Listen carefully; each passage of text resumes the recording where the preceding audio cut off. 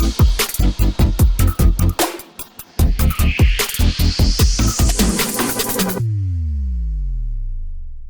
right, guys, welcome to episode number 2 of the Giving Back TV podcast.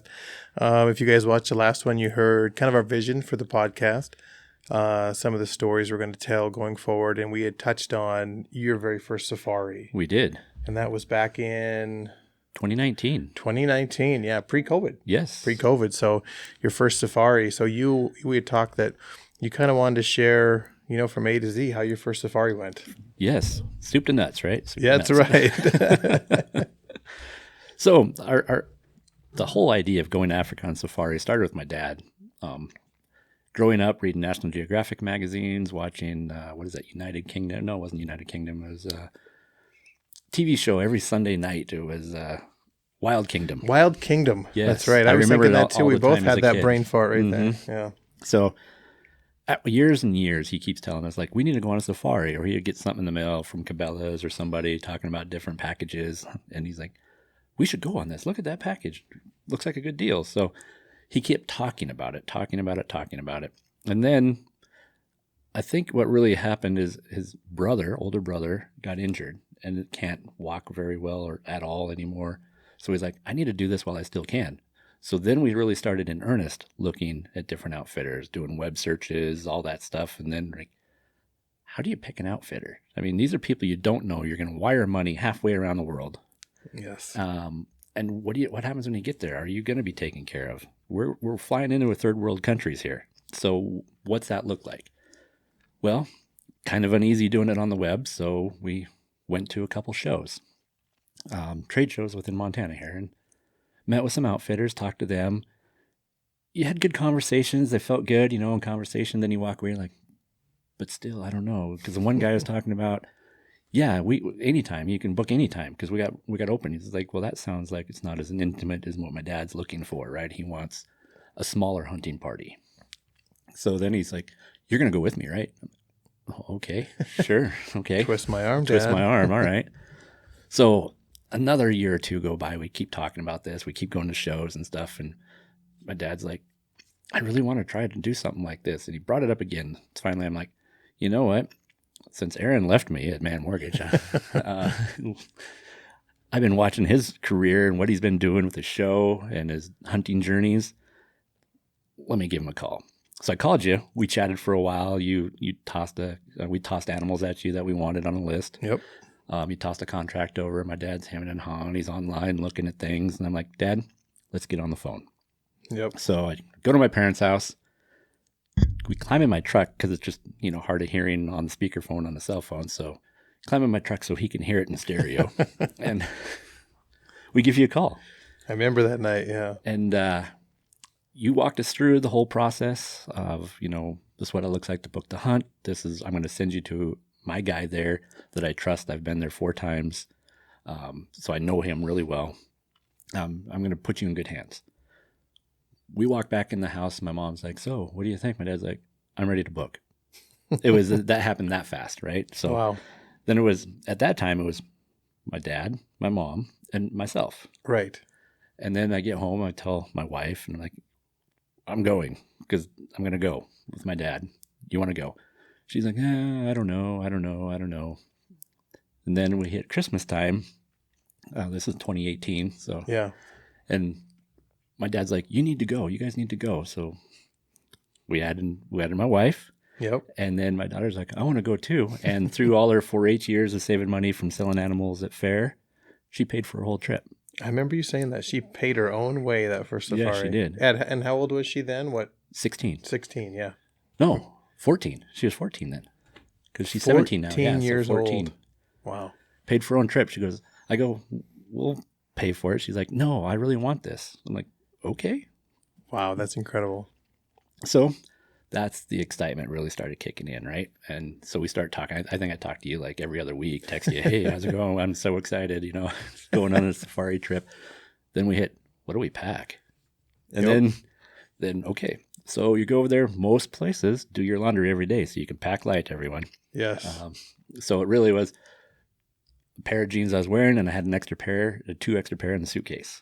I mean, socks and underwear for a few days, 3-4 days total that you really need the pack for, because your laundry is done every single day and folded for you in most of these places. My first trip, like we were talking, I didn't have anybody to lean on. I knew nothing. I booked a trip kind of blind, and we took 4 suitcases of clothes over there. I opened up one because they do your laundry every day. So that's a big thing. Like you say, don't overpack when you go to Africa. Right.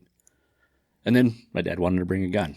So, okay, what do we do? What do we need to do there? So you got us in touch with our outfitter down there, got us the paperwork. Our first trip, it was a struggle because we elected to do the paperwork ourselves. The paperwork side of it was easy. It's when you land there to try to get your guns out of the police station, which took, I don't know, we're almost there 45 minutes, almost an hour waiting to do that. I think that trip was about an hour. Yeah. And that's the thing you have to realize in South Africa, that South Africans, they move at their own pace. They do. They move at their own pace. So if you have somebody on that side to help you with that process, it expedites it tremendously. Yes, because this went so well, we went a second time and we paid someone. Oh, we're 5 minutes in and out. So big difference. Yes. Especially after a long flight. 15 hours on the plane. The last thing you want to do is stand in that airport for another hour. Right. All you want to do is get to your hotel room, get to camp, wherever you're going, and just rest. Yes. Yeah. So then what do? We're natural. We're people like, oh, I need hunting safari clothing, right? So I started online looking like, I have camo. Why don't I just wear that? Yes. So yeah, we really didn't need special clothing. We just took what we have. So that worked out well. And so then as time went on, as you get closer to the time, I think it's within 2 months before safari, you have to have the second half of your safari paid up. Yep. Wire the money, everything's taken care of, plane tickets bought, so much excitement happening. We're all sitting around a table, making sure we're on the same flights, the seats close to each other, all these things. And then my dad's like, okay, what do we do when we get there? So he's looking at, what it looks like in Johannesburg as you're coming in, right? And then I think it was like 3 months before the safari, and you call me like, hey, my plans fell through since September, so can I come with you guys in August? Yep. And I'm like, duh, yes. I remember that. I was excited too because I wanted to go with you guys, but I'd had some prior engagements, and like I said, they fell through. And I was like, I had actually called the outfitter and said, do you mind if I come along? And he's like, come on, that'd be great. So, which really, for my dad's stress level, it went way down when I'm like, hey, Aaron's coming with us. He's like, oh, really?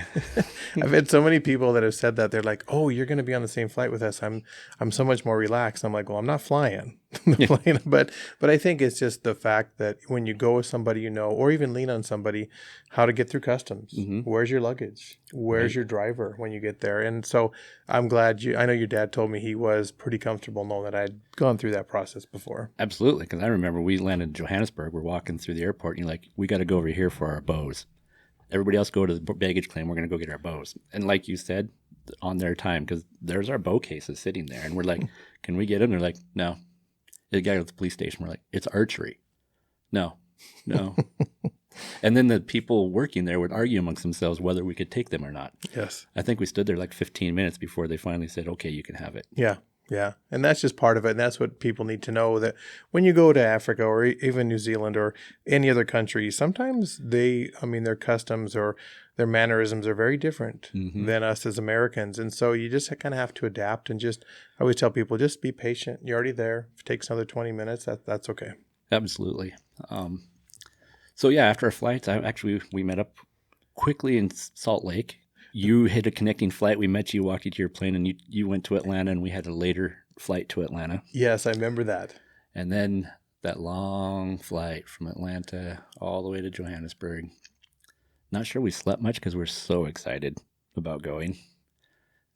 But we land there, get off. We got our bags collected, finally got the guns. Our outfitter met us there. Yep. And then we started our journey up to north of Polokwane, right? And it was late at night. We landed like at 8 o'clock at night. Yeah, we were on the road. I think we were on the road by about 9. Yes.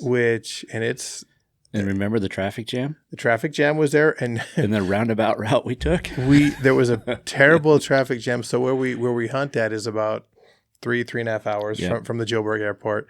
But there was a traffic jam and there was a detour and we were stopped.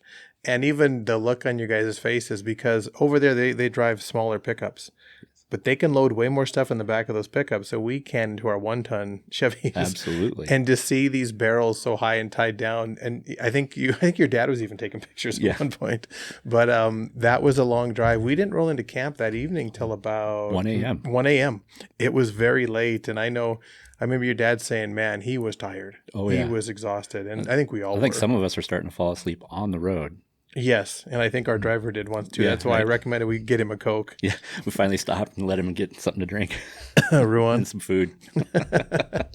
But we did make it in one piece, so.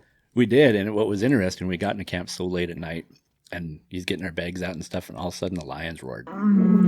We had our first real experience of Africa. You got the smells, the feel, and then the sound of those lions roaring. You're like, wow, that was really cool. And they sound like they're right beside you. Yes. That's the And they're a half mile away. Half mile away. But they sound like they're gonna just pop out from any bush. There's nothing like a lion roar. Oh, yeah. Nothing like it. And if you ever experienced them up close roaring, you can feel it reverberate through your body. Yeah. It's unbelievable. Yeah. Yeah. And the drive in, when we finally got on the ranch, driving through, we saw an eland running down the road in front of us. We saw a zebra off the side of the road. So we got our second wind. We were wide awake. Yeah. Especially after the lions roared.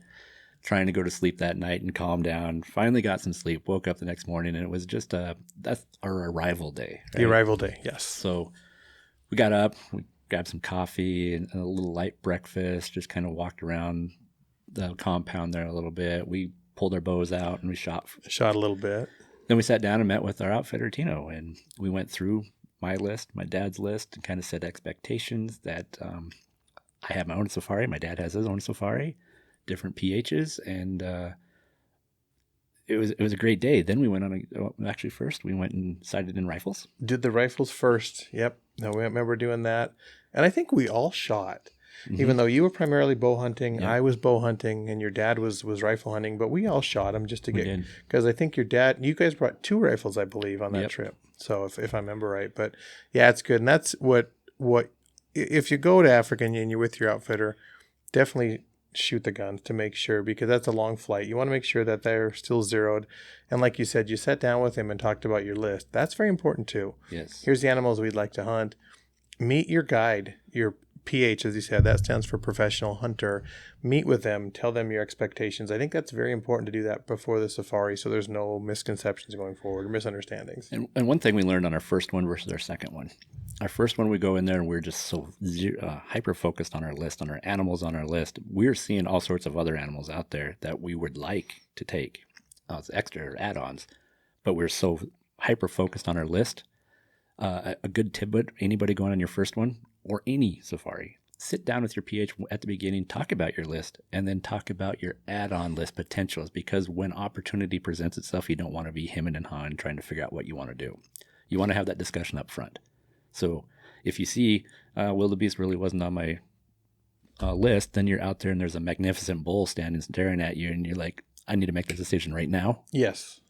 You don't want to sit there, okay, what's the price? Talk about it, hem and haw. Have that made up ahead of time. Well, and keep an open mind. Like you say, everyone goes to Africa with their list. I was there with a client one year, and he wanted sable, and he said he's not shooting anything else till he shoots a sable. But he had 4 or 5 animals on his list, and I told him, I said, don't do that, because the sable might be very tough to find. And the way it played out, he shot the 4 animals before the sable. He got the sable the last evening of the last day. So just keep an open mind. Don't go out there and think you're going to shoot X, Y, and Z. This is hunting, and sometimes the animals cooperate, sometimes they don't. Right. So after we sighted in rifles, we did we shot our bows. Then we went on a game drive that afternoon. I remember that. What a magnificent time! I mean, you're driving through the bush in Africa, the bushveld, and we saw gemsbuck, we saw sable, eland, blessed buck, zebra, giraffe. Inyala, kudu.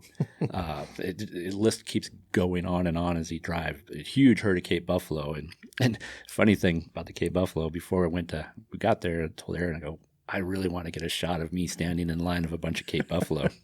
So we pull up by this water hole, and there's a bunch of Cape buffalo standing there. And Aaron's like, hey, you want to get that picture right now? Just jump off. And our PH, who's driving the truck's like, wait, what are you doing? You're getting off the truck? I remember that. I walked off the truck 6 feet in there and took a picture. Yeah. But it looks cool. Yeah, it looks cool. But our PH was like, what are you guys doing? Freaking out a little bit. I remember that because you were telling me that. We come around the corner, there's those buffalo. And we looked at each other at the same time, and I knew you were getting off, and you knew I was going to take the picture because the opportunity presented itself. Yes, it did. And that's one of my list items checked off right away. Exactly. Yeah. That was a fun afternoon. We did see that game drive was probably one of the... I saw more animals on that than most game drives. I don't know what it was about that afternoon, but there were animals everywhere. I mean, the weather was perfect. Everything was a nice day out. Yeah. And then you hit that magnificent African sunset. You never gets old. No. First time there, second time there, every day. It never, ever gets old. And I think that's part of the things that capture you in my soul, really, is when you're in Africa, things like that, the people, the sights, the sounds, and those sunsets are amazing. And, we're saying the sunsets are so great, and we're from Montana. Yeah. We have magnificent sunsets, sunrises, but there's something different about being on the dark continent and seeing that sunset. It's just, like you said, all those little pieces, the sunsets, the smells, the sand, the culture, it gets in your soul, and it pulls you back year after year. And even the sounds of some of the birds. There's even watching hunting TV shows, and I hear that one certain bird in the background making its noise, and I'm like, it takes me right back there. Yes. Instantly. Yep. It does take you back there. I remember that day too, because we did that. We watched the sunset, and then we got back to camp that night.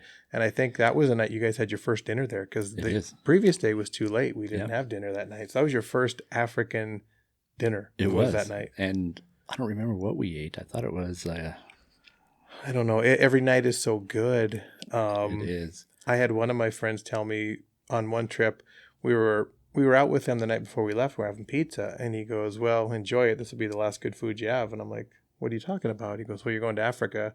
Probably just going to eat rice." And so I brought out some pictures. But what most people don't understand is you eat very well in Africa. So your pant size on the return home might need to be up one because you eat so well. Bring sweats for the return flight. I always joke with people about that. And every day you hunt, you harvest an animal, or the days you do harvest animals, because some days you don't. Some days you don't. But you are eating the animals harvested on safari. That's correct. Which was super good. Yeah. All the meat over there is good. I mean, everyone has their favorites, but I have never tried any game over there that I didn't like. Yeah.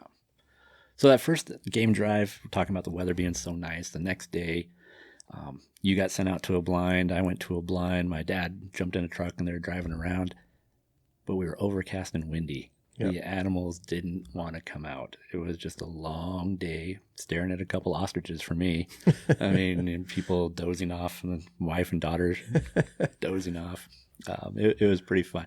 It was still exciting, though. We had eland come in. We had giraffe. We had monkeys, impala.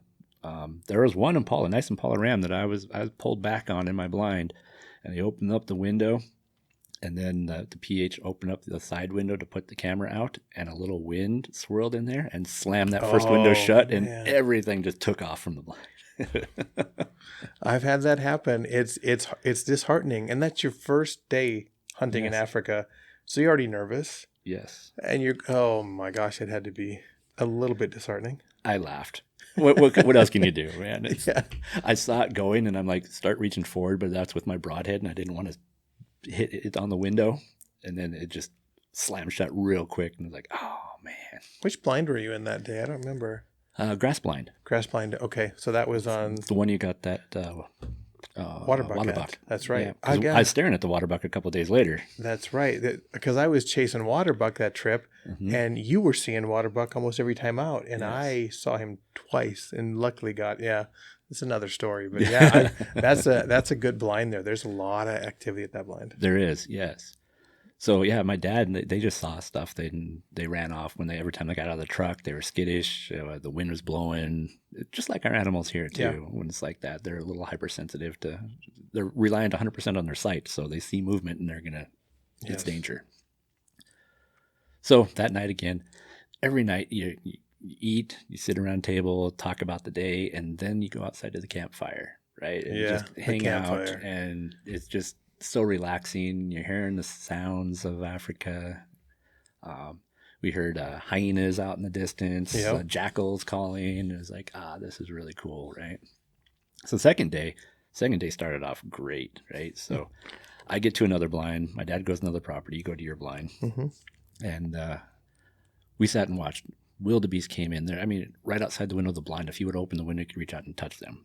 Mm. And then Cape Buffalo in there, and eland, and a whole bunch of impala, and giraffe, and some young kudu come walking in, and all these animals, no shooters. And then there's a wildebeest bull come in. Wildebeest is on my list. So he comes in, but he's chasing all the other bulls all over the place. He wouldn't stand still. Anybody watch wildebeest? They're all over the place. They are ADD of all the animal kingdom. Yes, they are. It's funny because we had some come in, and I also had a management wildebeest on the list.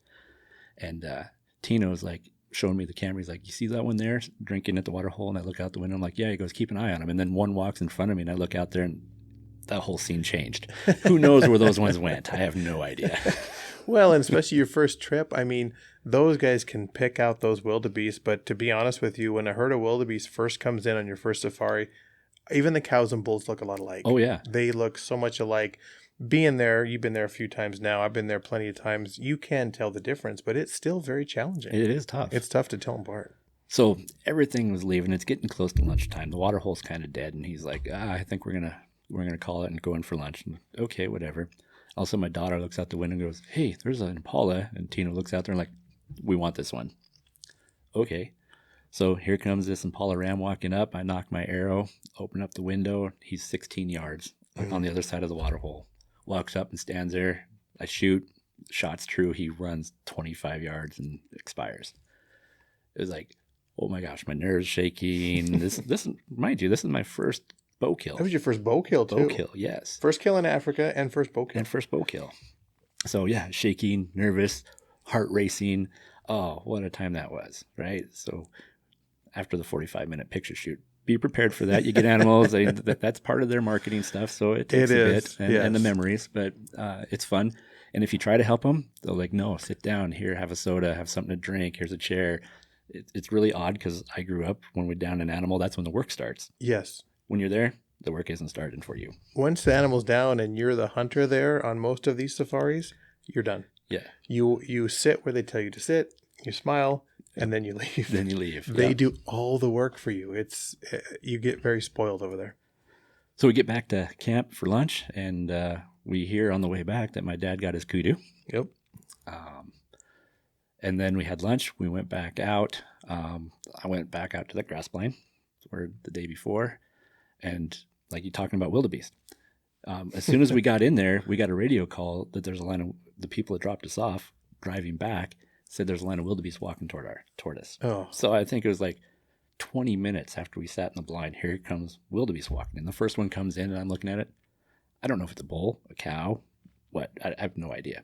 No concept. The other ones come rolling in, and then you're like, okay, the first couple that walked in, and then you see him. His body is much bigger. Yeah. I'm like, oh, okay, I can see this now. Well, it must have been, I don't know, 45 minutes, an hour that they're mingling around in there, and he's mixed in. There's no clear shot. Finally presented a shot. I shoot.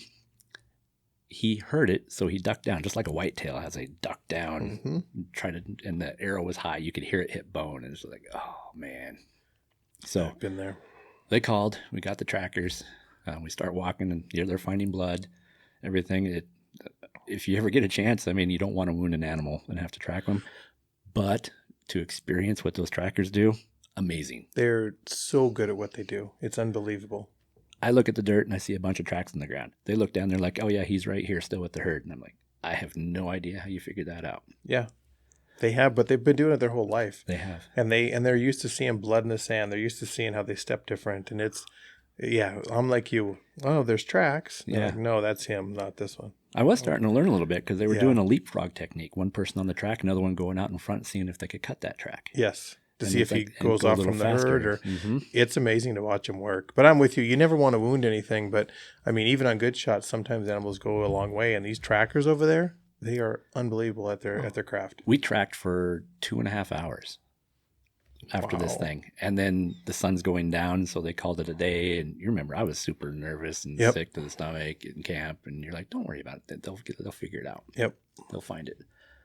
So the next day we spend in that same blind, because we knew that's the one watering hole they're using, the entire day there. And we saw eland. We stared at ostriches for hours that are out there, and they kept trying to get me to shoot an ostrich. So nothing showed up. We saw the herd. The herd did come in. We saw him out in the distance, but he would never commit to the water hole. Ah.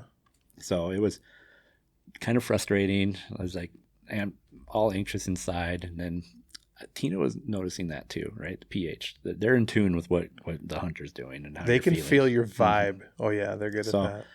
he's talking to me, and that night he says, tomorrow morning we're going to go put a blind up and see if we can get a kudu, because I know a spot where they've been walking by. We'll just pop up blind for this kudu. So, okay, the next morning we go out there, pop up blind, and I'm standing there, and they're putting the blind up, and I look behind me. I'm like, hey, so tell me about blessbuck. Are they like our antelope, which are naturally curious animals?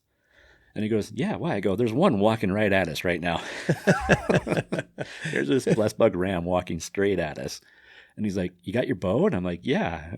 But the wind was blowing hard, and he was 45 yards away and just standing straight on at us. It was just not a good shot. Didn't have a shot, yeah. Yeah, but it was funny. It's just like, there's another animal. We're here putting a pop-up blind, and here's a blessbuck. Like, hey, what are you guys doing? They are curious. Yeah, so that afternoon, I climbed in that blind, and we could see a kudu way out in the distance, and he was staring our way. And what we found out, there was a couple of cows off to our left. And you so couldn't see the cows? Not at first, but we finally were able to see the cows. And that's when he's like, oh, so Tina was like, sits down in a chair reading a magazine. And I'm like, what are you doing? And he's like, let me know when he comes up, because when those cows come up here, he's going to come and follow. So it took a long time. We stared at sable. I have a sable here that was one of the ones we stared at.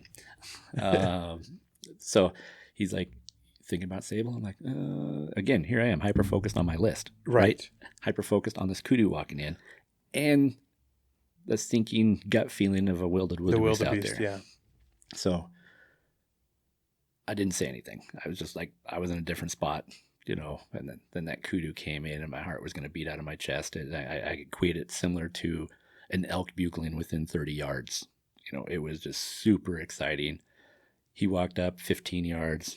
I pulled back, got him. He ran 100 yards, expired. It was right at sundown too, so the pictures are amazing. Yeah, the pictures have the sunset in the background, which are great. What a great time. So super excited. Okay, my confidence level's back. I'm feeling better about myself. Excited. The next morning we go out you were in that blind, and you saw my wildebeest. I did. I was in the blind, I think, the day you got the kudu. Yes. And I was back in that blind because that's where the waterbuck had started to show up. And I remember seeing the wildebeest come in, and I saw this big bull in the brush. And when I put the binoculars up, I could see it looked like some dried blood very high in the shoulder. And so that's when I said, he's still around that blind. So he wasn't leaving the blind, but even then he did not come in to drink or eat or anything. He stayed out there, but I knew he was still in the area. Yeah, which was great because that's where we went the next day. Yeah. And so we got there that morning. We're sitting in there, and he come in. The whole herd did. We had eland, ostrich, impala, mongoose, warthog, blessbuck, and then the wildebeest came in. And we had all these animals outside our blind. I think there's 7 different species at one time right outside the blind. That makes it so fun. And he hung back for so long. Finally, he walks up and gets closer. Not really presenting a shot because you got all those other stupid wildebeest running around in between you and him. And finally, it cleared. I had like somewhat quartering away shot on the right side, let fly, whacked him right in the shoulder, and it broke his leg. But he took off running. And they knew I had a pretty good shot on him because the tracking, he was dragging his foot. You could see it in the dirt. But those things are tough. Wildebeest are so tough. I think 2.5 miles we tracked, and then we broke for lunch. Man, to let him calm down, let him settle down. But he was keeping up with the herd for 2.5 miles at this point with a broken that's right front leg. incredible. So we had lunch. This time we switched a gun. So we go back out there. We pick back right out on the tracks, and we're following him through the brush. We had dogs to help track him down. The really funny part was my wife and daughter walking along with me in PH. And then he's like, we hit this road, and he's like, hey, Michelle, you and Mackenzie just go around this corner here and meet up with the other truck where my dad and Ruan and those guys were at, helping us try to track down this wildebeest. The look on their face like, we're just going to be walking out here in the middle of Africa by ourselves? What? But it really was only like 50 yards in there with the truck. So he knew exactly where everything was. But the look on their face was pretty funny. I'm kind of nervous, actually. Yeah. And I was like walking away like, are they going to be okay? give him that last hug goodbye. Right? Yeah. As my wife always says, I'm insured. Well, so is she. Probably more now that you traveled to Africa. Right? Yeah. We upped that premium. Yeah. So then we're walking along. The trackers are, nose down, following the tracks. And then Tino looks over and finds this ostrich egg. So he walks over, he grabs it, and he goes, like, shh, right to me, tosses it in the air. It lands in front of him. And if anybody's heard an ostrich egg shatter, it's like porcelain shattering. Those two trackers about jumped out of their skin. And then they start cussing at him in Afrikaans or something. Stuff that we can't understand. Yeah, I have no idea, but I know what they're saying. Exactly. Oh my gosh. They're so hyper-focused at that point too. Look at that track. That probably did freak him out. And Tino was just laughing. It was pretty funny. But they got back at him. So as we go, we're walking, and all of a sudden, that wildebeest bull just bust out of the brush about 40 yards away. Wow. Running from right to left. I popped the gun off my shoulder, got him. He was running, so I got him a little bit further back, I think liver shot, and he takes off running, and they send the dogs after him, right? And then next thing you know, okay, we're at the end of the day. The sun is setting. Dust is flying. I'm carrying a gun, and I'm running through the brush in Africa. This is amazing, right? This is like, oh my gosh, this is like, you can't get any better than this. So we catch up to him. The bull stopped because he's hurt pretty bad, turned around at the dogs. And Tino's like, hey, can we wait for a second? Because one of the dogs got mauled really bad by a wildebeest last year. I wanted to see if she regains their confidence. I'm like, yeah, that's fine. He's just standing right there, like 75 yards. The dogs go running all right past the wildebeest. The trackers look at Tino. I think you need new dogs.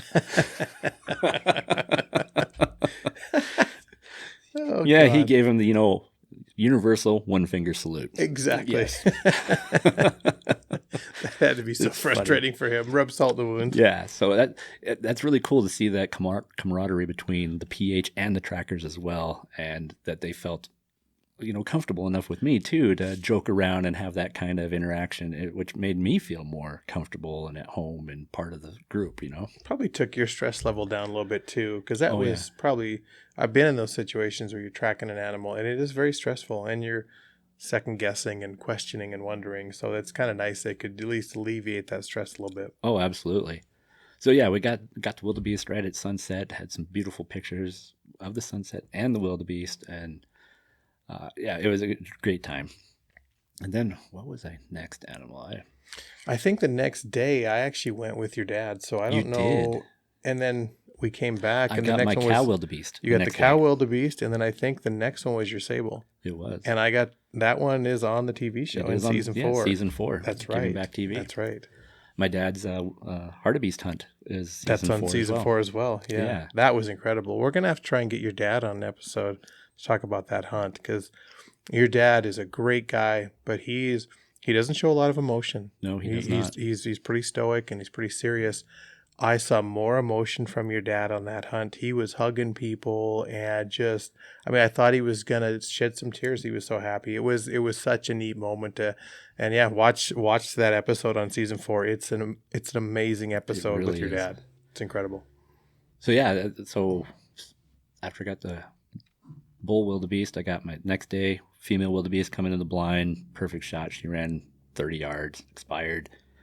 Really helped the confidence level quite a bit. Well, let me tell you, I was like, oh, thank goodness. Because 2 on the other one, both were higher, just off a little bit, but nerves. I mean, if you've hunted at all, you're going to end up shooting a shot like that. So Absolutely, you are. Yeah. So yeah, that's a few days in. So then we had the sable. Sable. So yeah. after that happened at dinner, and I go to Aaron, like, so how much is a sable? He's like, tells me the normal cost, and because Tino showed me a number when we're sitting in that blind, but it had to be for a specific sable because he wanted that one out of the gene pool. He's old, just needed out. He was past his prime, Yeah. and like I say, in Africa, management, conservation, it's a big part of their business model over there. Absolutely. For sure. So then I'm like, oh, he gave me a decent price. And I told you, and you're like, oh, dude, you have to do it. I remember saying that you have to do that. So I walk over to Tino. I'm like, yeah, I want to do that. And he's like, that's weird. He didn't show any kind of reaction to me when we're sitting in the blind. I'm like, yeah, I had a few other things on my mind. But he's like, well, it has to be that specific one. I'm like, okay. And you're like, I'm filming this one. Yeah, that's what I said, I'm going with you because I wanted to film this hunt. Yeah. So we did. And we got this new blind they built. Brand new blind over there, yeah. And he was talking that it's weird. Every new blind or thing they build, the sable seem to take it over first than other animals. And sure enough, we get there, and I don't know, about 20 minutes later, we had like 3 sables standing out in front of us. Yeah. None of the ones that were a specific one, but we watched them on their knees fighting right in front of us for a while. Quite a while. It was pretty cool to watch. Yeah. And then I don't know who was more excited, me or you. Because, man. another sable walks in, you're like, hey, is this the one? Is this the one? Every time a sable walked in, I know my heart picked up and I'm like, okay, is this the one we're hunting? Is this the one we're hunting? So you've seen me film. Like you say, you get so excited hunting. I get that way filming. Oh, yeah. I get so excited. Like, I don't know if I'll ever lose that. That's awesome. That's Sometimes. That's why I want to go film too, because I want to see that excitement with people. I don't need to necessarily hunt, but I want to be on the hunt. When people see the footage and it's shaky, it's usually... Not that I'm a terrible camera guy, but I'm really nervous. I'm just really into that moment. Sometimes it's hard to keep the adrenaline under control. Oh, yeah. It's great. So then all of a sudden this one like walks over the berm down on the side of the blind, and you're like, what about this? And I look, and I'm like, yep. And Tino's like, wait a minute. We need to make sure it's the right one. And he looked, and like, oh, yeah, because I studied it myself when I was waiting for my cougar to come in. Seen him. Yeah, so I knew the markings, a couple scars on his body and stuff that I recognized. And so he comes in, and the way this blind's positioned had like 3 different windows of shooting, but not every window had the same sight picture, right? So you're at one, and I'm standing over against a wall by this other one. You're like looking at me like, why aren't you drawn back? He's right there at 30 yards. I'm like, I can't see him. You couldn't see him. Yeah, or if I can, my elbow's hitting the side of the blind, and I just can't do it. So patience, right? Oh, that's hard. Finally, he walked up. I think he was only 15 yards away at that shot. So I pulled back, and Tino's like, hold on. I'm like, okay. And then, there's a shot, and I let loose. And he ran 100 yards? If that, yeah. Before we found him there. Yep. Yeah, he did not make it very far at all. No. It was great. Arrow went through, in and out. Yeah. Perfect pass through. Yeah.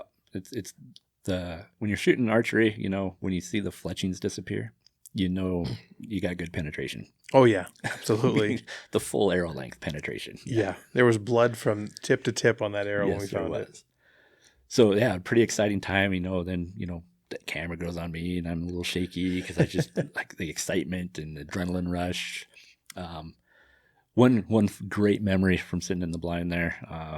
We're sitting there talking, we're doing pictures in the blind, right? And then my wife and my daughter next to me, and you're like, everybody smile. And then, of course, Aaron being Aaron, of course, something inappropriate pops out, and we just start laughing. And we grabbed a picture that we love so much. We have it on a couple different pictures throughout the house and places. So it was a great picture, great memory. I remember that too, because everyone, it doesn't matter if you put a video camera on or a regular camera, people get tense. And you guys, it was a nice picture, but I had to say something where you're like, what did you just, and the looks on your faces.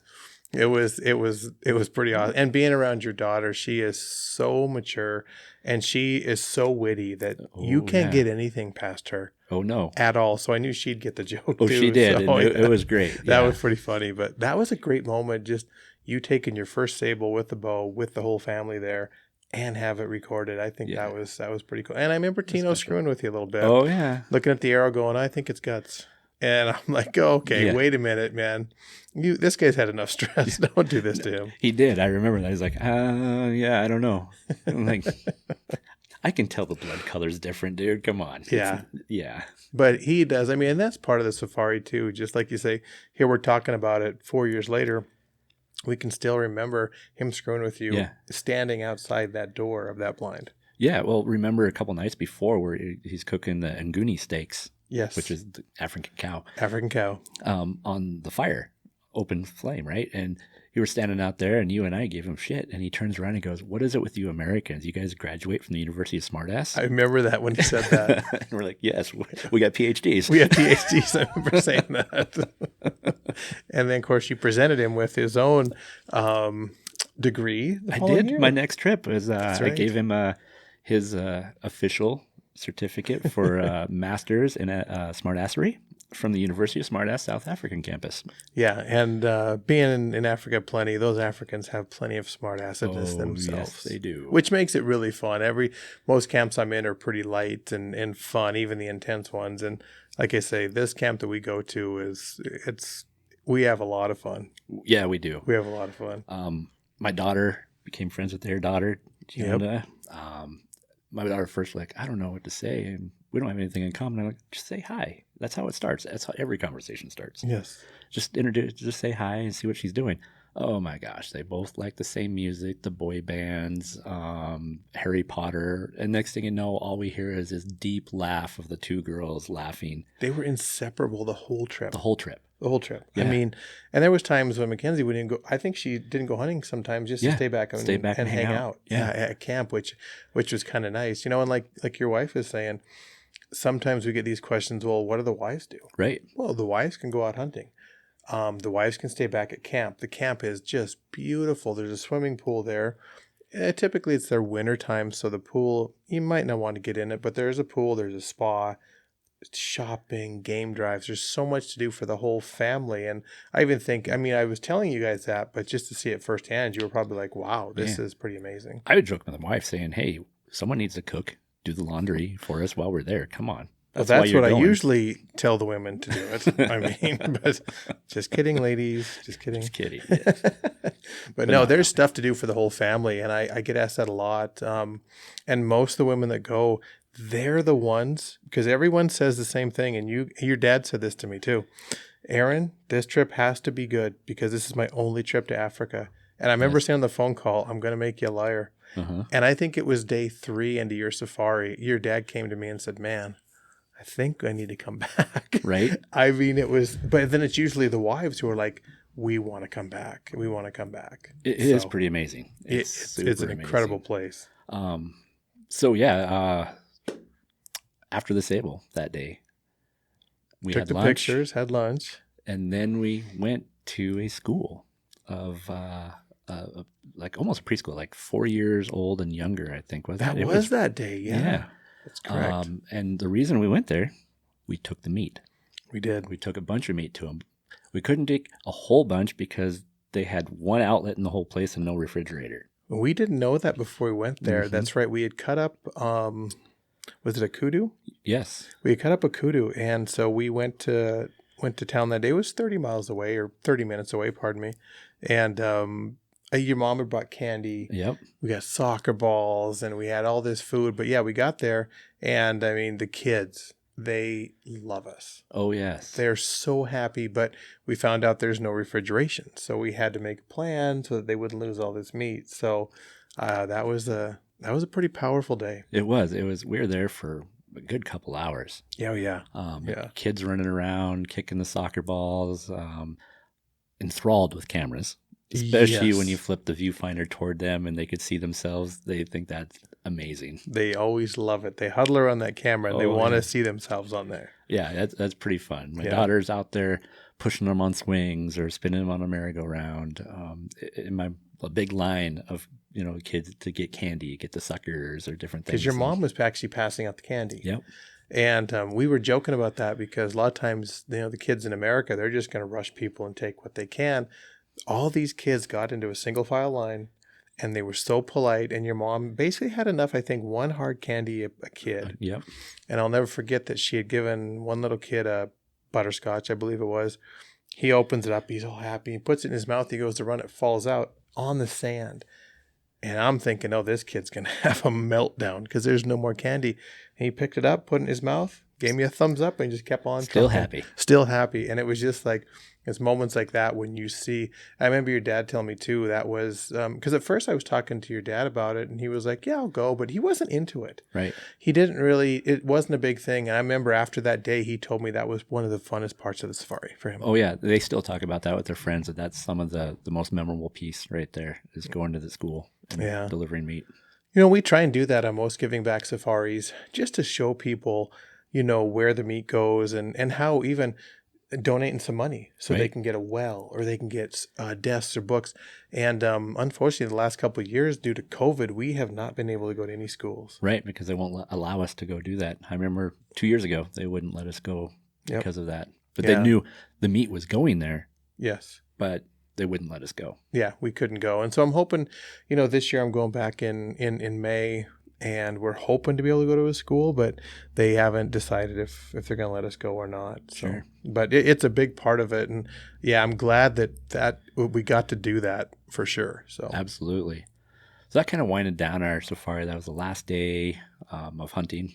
And I got my blessed buck that afternoon, did a rifle hunt of spot and stock. Went on seemed like a super long game drive, right in the back of the truck, but we saw so many animals. But finally caught up to a nice blessed buck ram, and I got him, and that was the end of the safari, and it's bittersweet. I mean, it seemed like a long 7 days of hunting, but you're sad that it's ending. It goes fast. I always tell people that too. You book these trips years in advance or a year in advance. It takes forever to get there. Yeah. And then you get there and you wake up the next morning and you're packing to go home. Yes. It goes so fast. I always tell people, just absorb everything.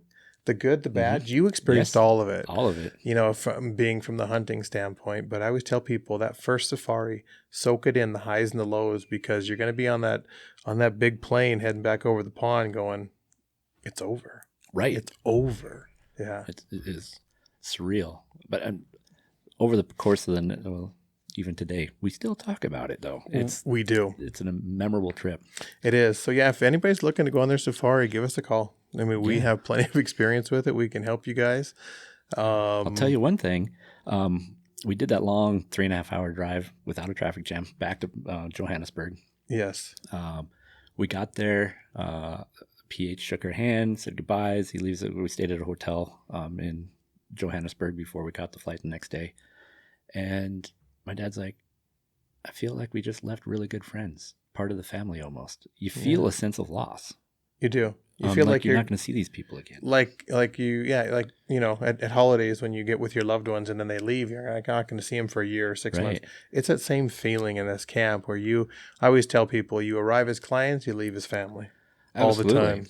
And to cap on that very next, 2019, then, you know, just before COVID hit, they came to the States to do their marketing rounds. And they came to Montana for their first time. We did. They went up to your place, and then you brought them here. Yeah. To our house. We had 2 house parties for them. Yeah. So having these people you met halfway around the world, you're there with them probably like maybe 8-9 days, right? Because of the arrival day and all that stuff. Yep. And then 7 days of hunting. And then have them come to your house, you know, in the States. That was pretty special. That means you made a bond. You made a bond. It's more than a business relationship. It's a actual relationship that you build with these people. So, and it's funny, like you say, you went on your first safari, and in your mind, you were probably thinking, "This is it."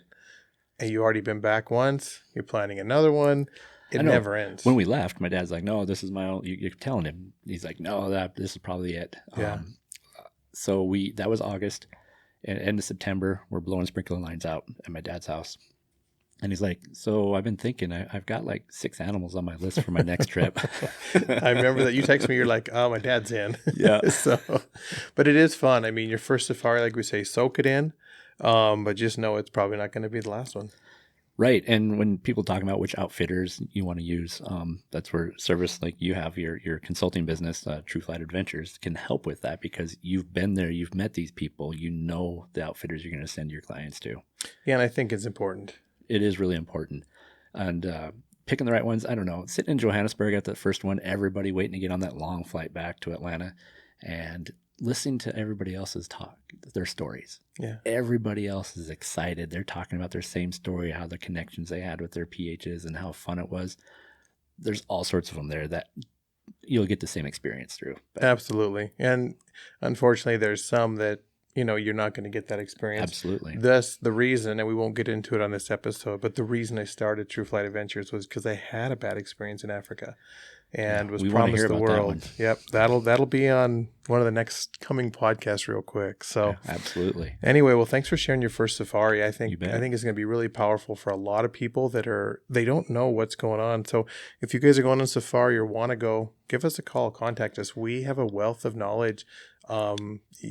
We've been on a lot of safaris over the years. Yeah, and it's so much fun. You will never regret it. Even like at first, I was like, I don't know if I can afford it. I did. I found a way, and I didn't regret it once. You can't take the money with you. No, And you don't like your kids, so you're not going to leave it for them. they're on their own. That's what I tell mine too. So anyway, thanks for tuning in this week, you guys. We'll see you next week. All right. If any of you want to go on any of these hunts or trips around the world that we talk about on this podcast, Tru Flight Adventures can help you with every step of the way. Get a hold of us either by calling or emailing, and we can get you on that trip of a lifetime.